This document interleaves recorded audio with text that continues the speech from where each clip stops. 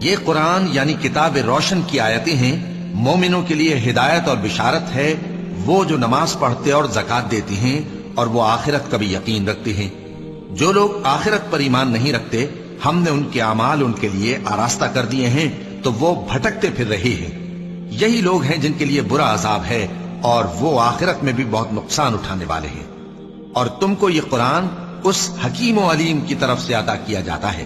جب موسیٰ نے اپنے گھر والوں سے کہا کہ میں نے آگ دیکھی ہے، میں وہاں سے رستے کا پتہ لاتا ہوں یا کوئی شعلہ یعنی ایک انگارہ تمہارے پاس لاتا ہوں تاکہ تم آگ تاپو۔ جب موسیٰ اس کے پاس آئے تو ندا آئی کہ وہ جو آگ میں تجلی دکھاتا ہے بابرکت ہے، اور وہ جو آگ کے ارد گرد ہے، اور اللہ جو تمام عالم کا پروردگار ہے پاک ہے۔ اے موسیٰ، میں اللہ ہوں، عزت والا، حکمت والا، اور اپنی لاٹھی ڈال دو۔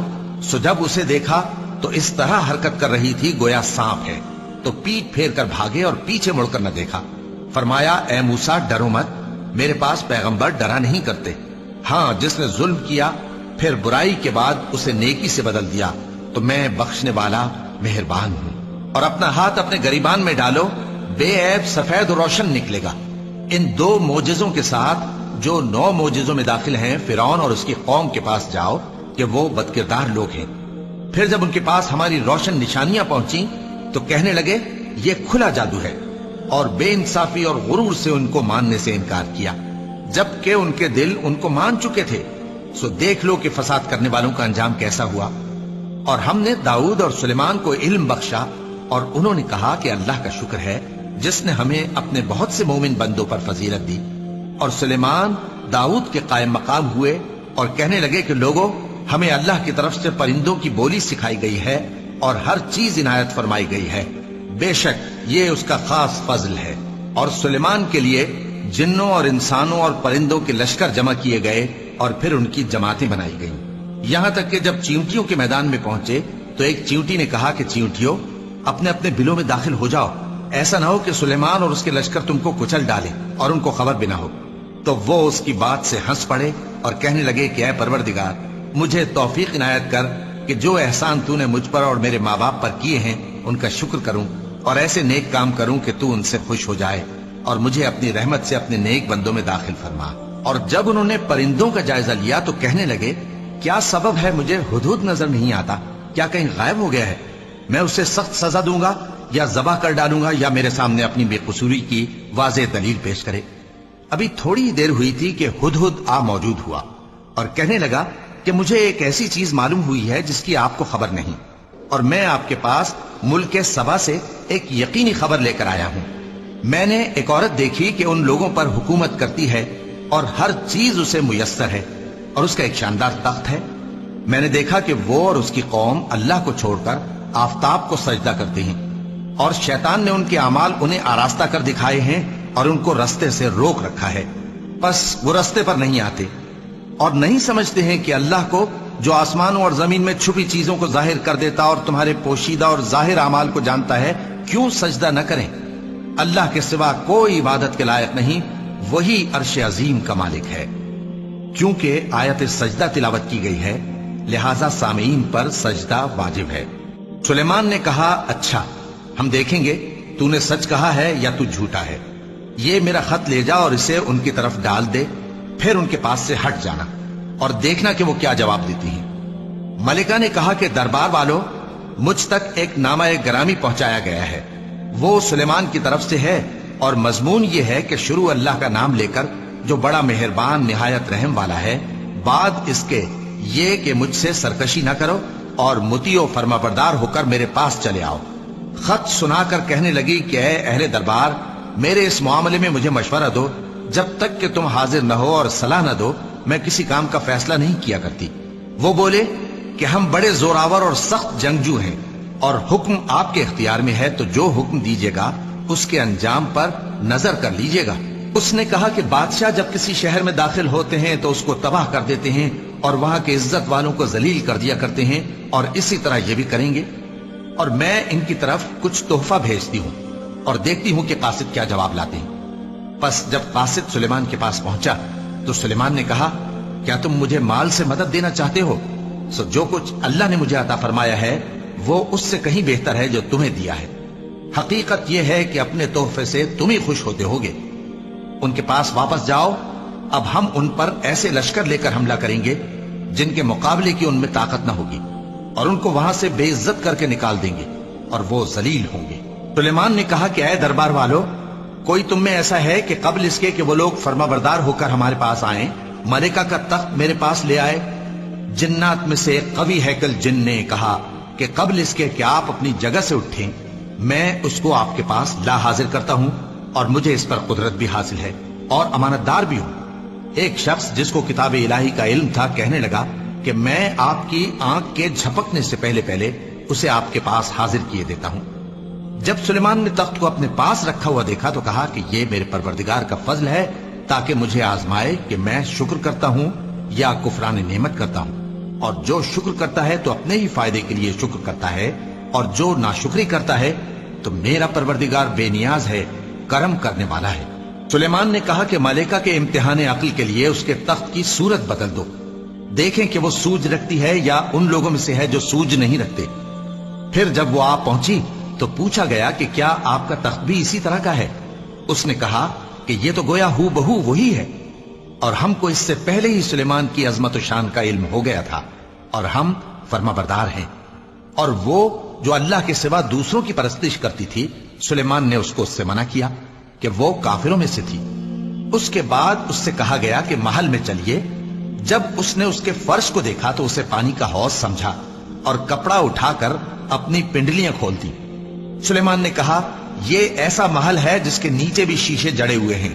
वो बोल उठी कि परवरदिगार, मैं अपने आप पर जुल्म करती रही थी, और अब मैं सुलेमान के साथ अल्लाह रब्बुल आलमीन पर ईमान लाती हूं। और हमने समूद की तरफ उनके भाई स्वालेह को भेजा कि अल्लाह की इबादत करो, तो वो दो फरीक होकर आपस में झगड़ने लगे।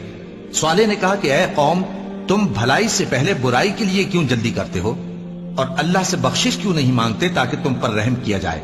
वो कहने लगे कि तुम और तुम्हारे साथी हमारे लिए बुरा शुगून है।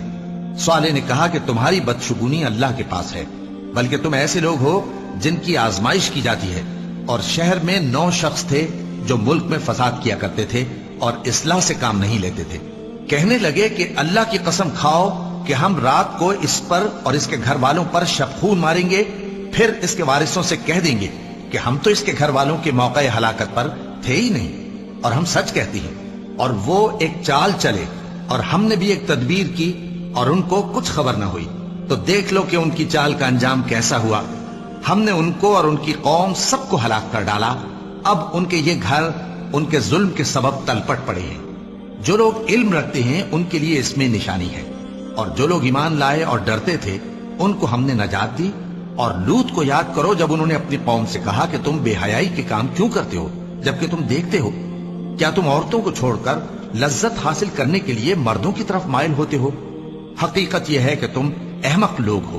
तो उनकी कौम के लोग बोले तो ये बोले, और इसके सिवा उनका कुछ जवाब न था कि लूत के घर वालों को अपने शहर से निकाल दो, ये लोग पाक बनना चाहते हैं। तो हमने उनको और उनके घर वालों को नजात दी, मगर उनकी बीवी कि उसकी निस्बत हमने मुकर्रर कर रखा था कि वो पीछे रहने वालों में होगी। और हमने उन पर मे बरसाया, सो जो मे उन लोगों पर बरसा जिनको मुतनब्बे कर दिया गया था बुरा था। कह दो कि सब तारीफ अल्लाह ही के लिए है, और उसके उन बंदों पर सलाम है जिसको उसने मुंतखब फरमाया। भला अल्लाह बेहतर है या वो जिनको ये उसका शरीक बनाते हैं? भला किसने आसमानों और जमीन को पैदा किया, और किसने तुम्हारे लिए आसमान से पानी बरसाया? फिर हमने उससे सरसब्ज बाग उगाए। तुम्हारा काम तो न था कि तुम उनके दरख्तों को उगाते। तो क्या अल्लाह के साथ कोई और भी माबूद है? हरगिज नहीं, बल्कि ये लोग रस्ते से अलग हो रहे हैं। भला किसने जमीन को करारगाह बनाया और उसके बीच नहरें बनाई और उसके लिए पहाड़ बनाए, और किसने 2 दरियाओं के बीच ओट बनाई? ये सब कुछ अल्लाह ने बनाया। तो क्या अल्लाह के साथ कोई और माबूद भी है?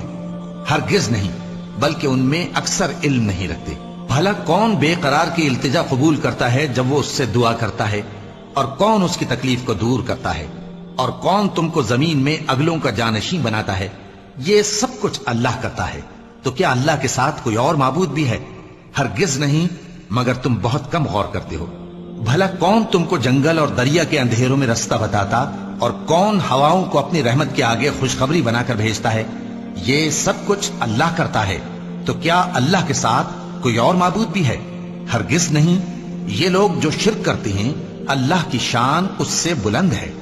بھلا کون خلقت کو پہلی بار پیدا کرتا پھر اس کو دوبارہ پیدا کرے گا؟ اور کون تم کو آسمان اور زمین سے رزق دیتا ہے؟ یہ سب کچھ اللہ کرتا ہے، تو کیا اللہ کے ساتھ کوئی اور معبود بھی ہے؟ ہرگز نہیں۔